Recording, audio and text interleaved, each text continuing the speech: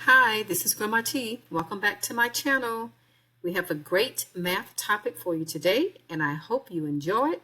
And the goal is to make it easy to understand this topic, as it is with every topic on this channel.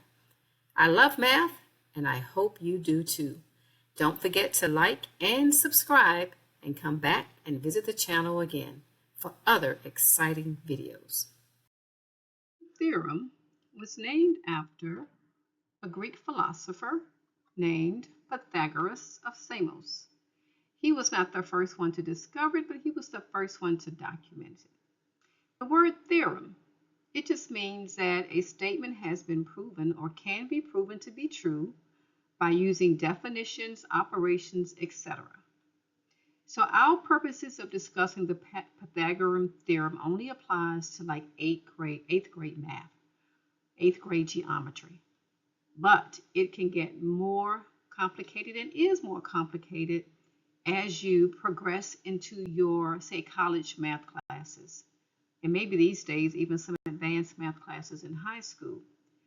So for our purposes, we're keeping it simple. We're giving you an introduction, but just know that as you move higher into math, there's a lot more to know about the Pythagorean theorem, okay? So the Pythagorean theorem simply states that the square of the side opposite the right angle, or the hypotenuse, as we just saw in the drawing, is equal to the sum of the squares of the other two sides.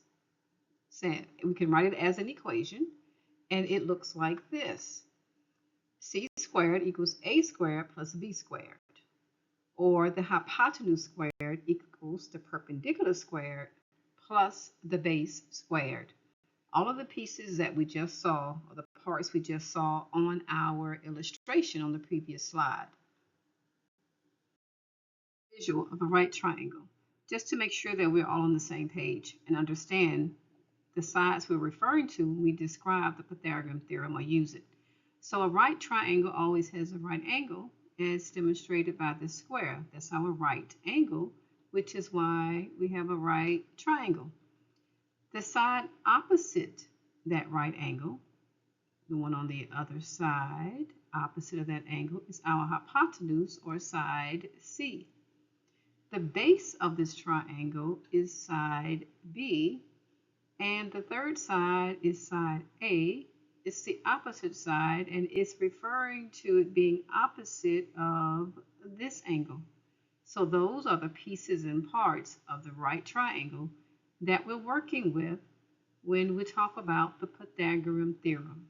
And that Pythagorean theorem can be used to find the length of any one of these three sides. So let's move forward with showing you how. And then in the next video, we're going to work through some examples. So the next slide, you can also solve for either one of the three sides.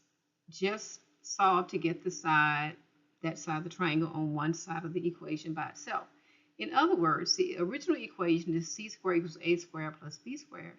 But what if you need to know what the measure of b is, or the measure of a is? Well, you simply do that by solving to get those on one side of the equation by themselves, just like c is. And of course, don't forget, you have to take the square root of whatever's left on this side.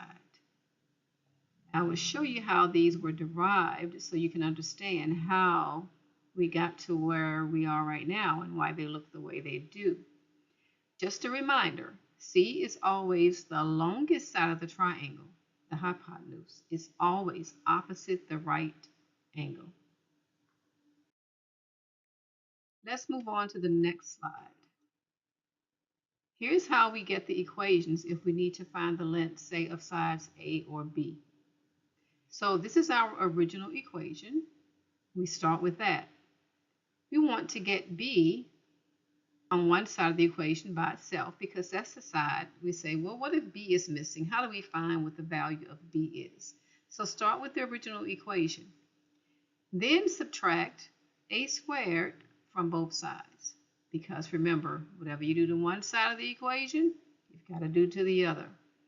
So after we do that, we're left with this. C squared minus a squared equals b squared. So great. B is by itself, but it has this square, which is not what we want. We need to find just plain b. Well, when you have a square, to undo it, you have to do the square root of that. The square root of a square will give you the root number, or b.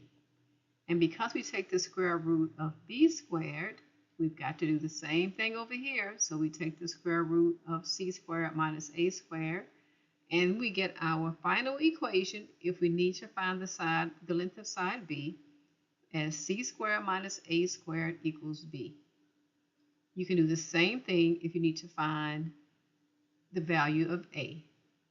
You would have c squared minus b squared equals, and the square root of that equal to a. So I want to show you how those are derived, the basics about what it is, and I hope you'll come back, because in the next video we're going to actually work through some examples. Thanks. We'll see you soon.